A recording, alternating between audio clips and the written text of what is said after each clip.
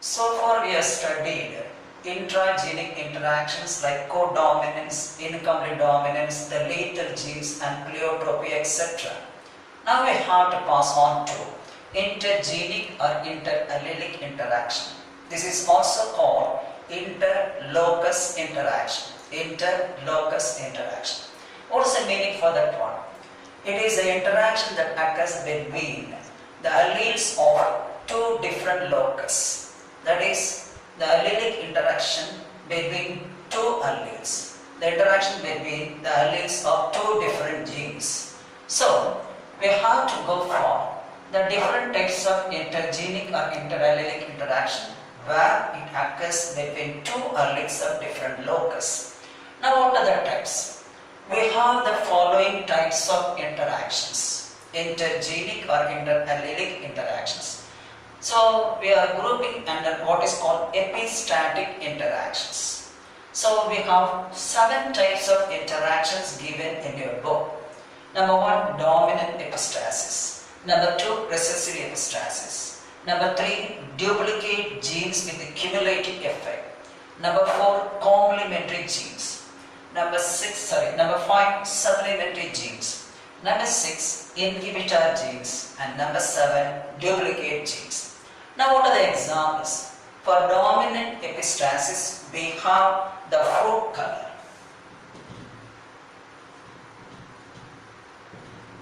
Fruit color in summer squares. This is an example. The fruit color in summer squares is taken into consideration for the dominant epistasis. Here the phenotypic ratio, according to the factor hypothesis, there are different phenotypic ratios are possible. Here the phenotypic ratio is modified from that of the Mendelian ratio of 9:3:3:1. So here we have 12:3:1. This is what is called dominant epistasis. We'll study in detail just the next episode. Now we have to go for the next one, recessive epistasis. Here the example is the flower color. The flower color. That is in Snapdragon, that is anti-rhino. So what is the ratio obtained here? The modified ratio is 9:3:4. This is a modified ratio for what is called recessive epistasis. The next one we have to go for, that is what is called duplicate genes with the cumulative effect. Here we are taking the shape of the fruit. Here we are taking the shape of fruit of summer squash. Of summer squash. The same one. The fruit. The first one we are taking the fruit color. Here we are taking the fruit shape. Here we are getting the ratio just normally 9:6:1. So this is about in the case of actually duplicate genes. Now for complementary genes, we are taking the flower color. The flower color.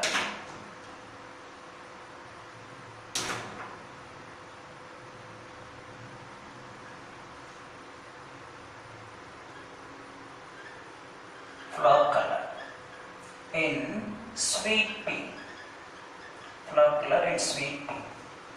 The binomial for this one, Lathyrus odoratus.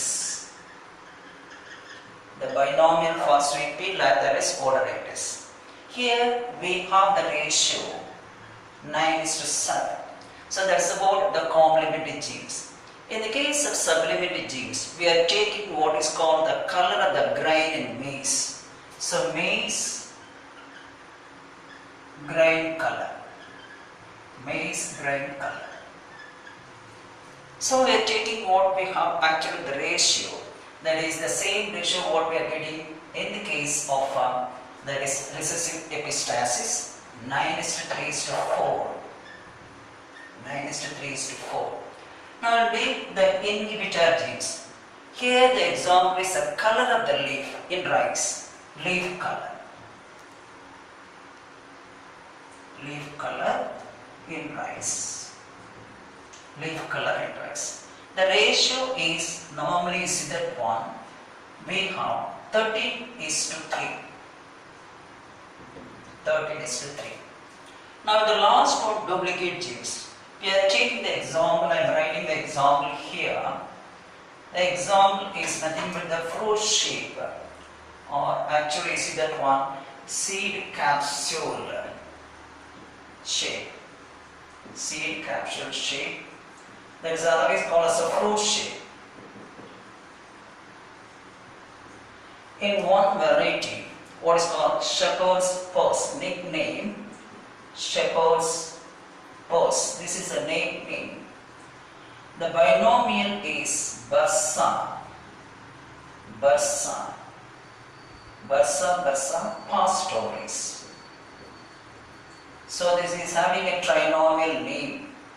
So in the case of the last one, duplicate genes, we are taking the seed capsule shape, that is a fruit shape. The plant is commonly known as shepherd's purse, and the scientific name a trinomial Bursa pastoris. So these are the different types of intergenic interactions. We have in a syllabus not all. We have only one study, one example, that is about dominant epistasis.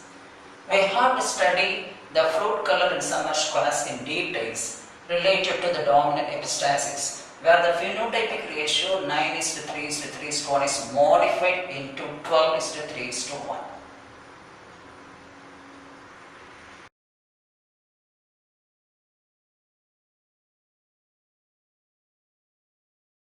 Examples for intergenic interactions is dominant epistasis. What is dominant epistasis? Two pairs or two alleles of one gene, or we can say two pairs of alleles of a gene at one locus. So I am taking easy that one, the two alleles, maybe heterozygous or homozygous. The two alleles or the two pairs of alleles, we can say, of one gene at a locus interferes or masks or suppresses the phenotypic expression of a pair of alleles, located at another locus, a pair of alleles of a gene located at another locus. That is, here the gene W suppresses the effect of capital G gene as well as small g gene, because the W is concerned with epistatic gene, whereas G, capital G, the dominant, the small g letter, that's lowercase, referring to the recessive allele, and both are being masked or suppressed by what is called the dominant allele. I'll repeat once again. A pair of alleles of a gene, their W, at one locus, say an example of any locus, interfere or mask or suppresses the phenotypic expression of another pair of alleles of a gene, and that is called, actually that gene is located in another locus, is called what is known as dominant epistasis. Now the gene that interferes or masks the phenotypic expression of another allele at another locus is called epistatic gene. Here the W is called as epistatic gene. Whereas the gene whose phenotypic expression is interfered and which prevents the exhibiting of the character is called hypostatic gene. Now both capital G and small g, the dominant and recessive alleles, are called hypostatic gene because whose expression normally suppressed by the dominant gene W. So a non-allelic gene, that is capital W, suppresses the effect of another gene present in another locus. Here W is present in one of the homologous chromosomes at a particular locus. And we see the gene for yellow or green located in another chromosome at a different locus. So these two are non-allelic genes. That is W and G are non-allelic genes. Now the W gene is the epistatic gene, the dominant allele, because it suppresses the expression of either capital G or small g. Both the dominant and recessive alleles responsible either for yellow color or for green color are being suppressed. This is called what is known as epistasis. Now we have to go far. I mentioned already in the case of summer squash, the fruit color locus has a dominant gene, that is W, which is for white color. So the dominant allele for fruit color locus is capital W, or the dominant one, that is concerned with white color, whereas its recessive allele produce colored fruit, any colored fruit, simply we can say colored fruit. So dominant allele for white fruit and the recessive allele W is for, that is, colored fruit. Similarly, the gene capital G, the dominant allele, is concerned with the production of what is called yellow color only in the absence of dominant allele W, dominant allele W. So that's why G is called as a hypostatic gene. Either the dominant gene G or the recessive gene G, and both are actually hypostatic genes which are not being expressed in the presence of the dominant allele capital W. That's the dominant allele. So anyway, now this is a hypostatic gene present in another locus. Its recessive allele, that is what we call the lowercase small g. Now the yellow color is normally appeared only in the absence of W, that's a dominant allele. And whereas the dominant allele G can express itself as yellow color and suppresses the expression of green color. So the capital G, the dominant allele, being expressed only in the absence of capital W. And similarly, the green color is expressed only in the absence of both W or, that is, small w or, that is, G, capital G. So the green color will be expressed only in homozygous condition, recessive homozygous conditions, in the absence of both the dominant allele W and the another allele G located in another locus. So this is the one. So W is epistatic gene, and capital G and small g are hypostatic genes. They cannot be expressed, they can be expressed only in the absence of WG, that to the dominant allele. Now, what is happening?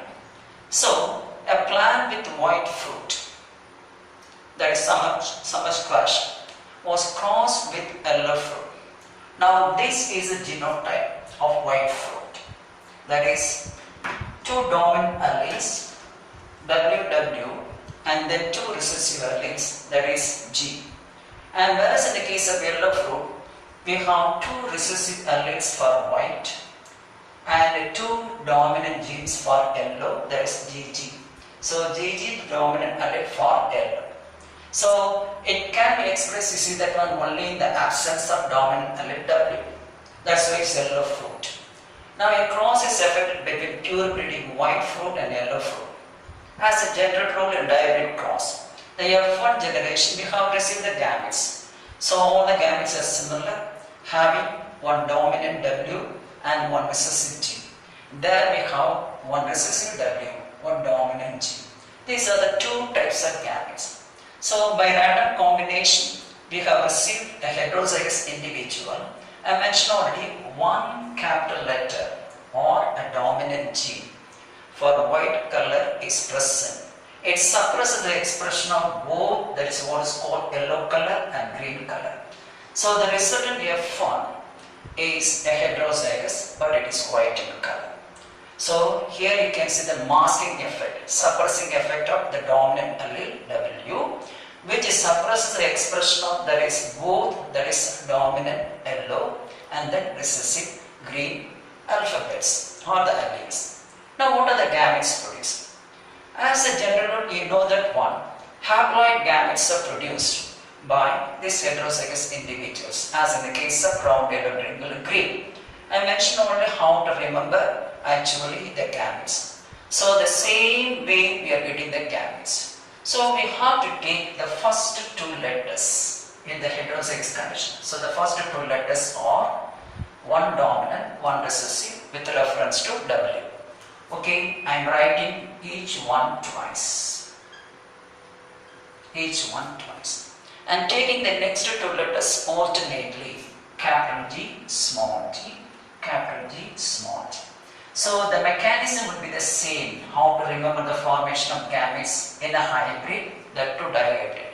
The same mechanism either for dihybrid, for any processes, though the phenotypic ratio is different, but the nature of the gametes produced will be the same. That is nothing but independent assortment, segregation.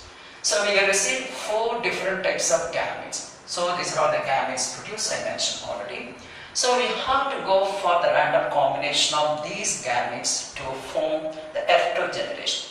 So what is the phenotypic ratio obtained in the F2 generation? So remember, the dominant letter, that is W for white, is dominant over either yellow or green, that is capital G gene or small g gene.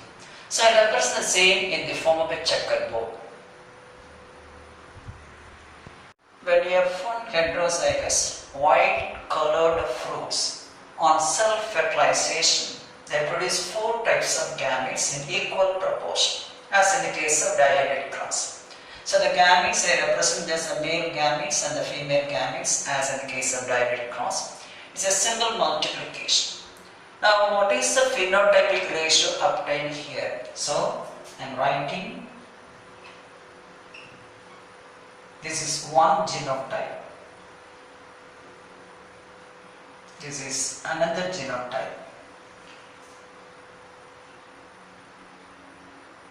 this is another genotype. So I am writing just in proper box. So capital W, small w, just capital G, capital G. Here capital W, small w, capital G, small g.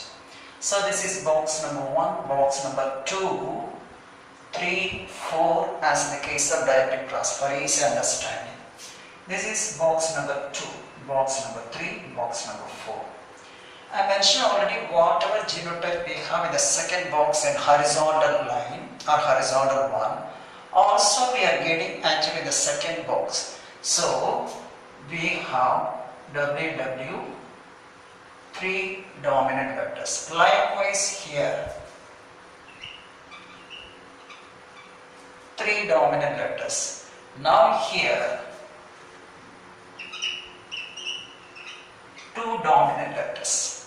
The same one also you are getting here in the diagonal line, as we have discussed already, the same one. So now we have a C. At least one dominant gene is enough to produce the white color. So here one is enough, one is enough, one is enough, here also one is enough. In all these cases, one dominant gene, the allele W is present, that is enough to produce a white color. Now let's see what are the other genotypes. Now here I am taking, this is once again, this is one genotype. And here another genotype. And here I am writing what is called actually the same genotype. Now this is also having at least one dominant allele W. So it can also produce what we have, the white flower. So all these 12 individuals, what I represented, so here and this one all the blue colored ones, so the 9 in the form of triangle and 3 just in the apparent triangle, together produce what's called the white. So what is the phenotype? What is the phenotype in F2 generation? 12 white. So what about this one? So we are taking actually, you see the recessive gene W, but 2 dominant genes. And here we are writing just 2 recessive genes. I am taking a different color for understanding. So I am taking this one.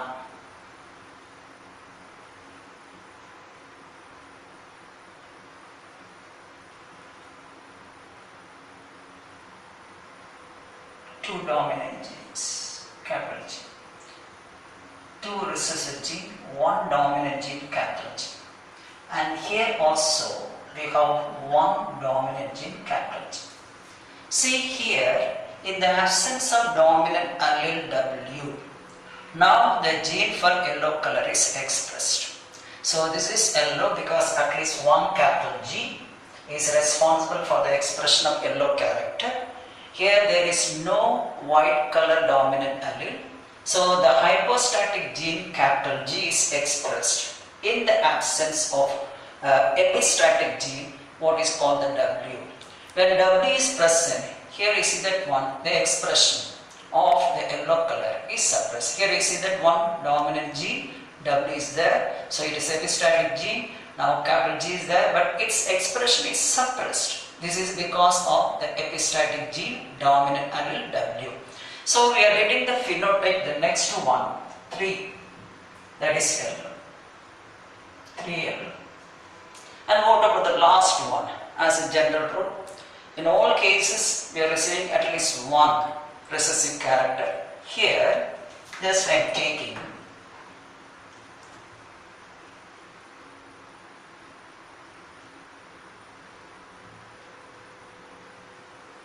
and that one, just we see that one, all the genes are recessive, both W and the G genes are recessive in nature, and that one represents what is called green.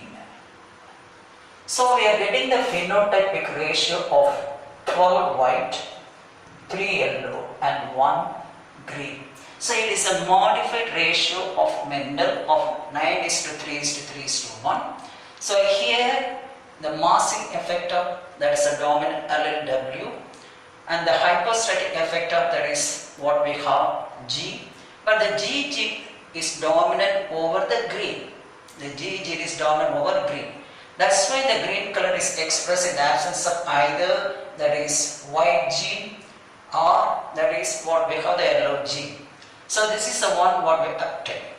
Now the dominant allele W is the dominant allele.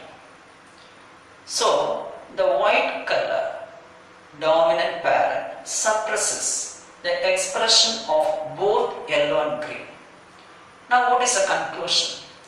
Now the homozygous recessive, that is small letter W, produce colored fruit in the ratio of 4 out of 16. What I mentioned color, either green or yellow or both. Now here you see that one, these 4 are colored varieties, that is either yellow or green. So homozygous recessive produce colored fruit means 1 that is green and 3 yellow together 4.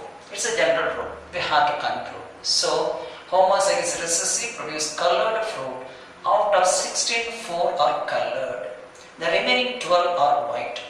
Then the double recessive, that is the last one, produced green. And this is a general statement. Homozygous recessive produce color fruit, that is 4. See, in all cases we have homozygous recessive gene.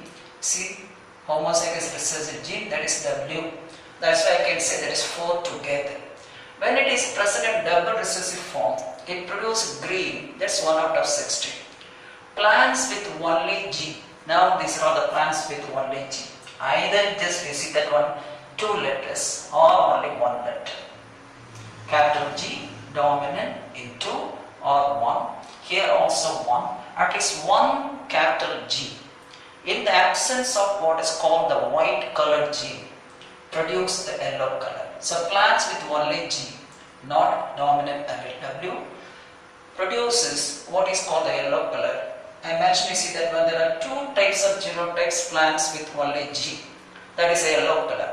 One with what is called capital G here, or 2 dominant letters together in the presence of 2 recessive letters produce yellow. So plants with only G, either actually this form, that is 2 dominant letters, or this form with only 1 dominant letter G, produce what is called yellow color.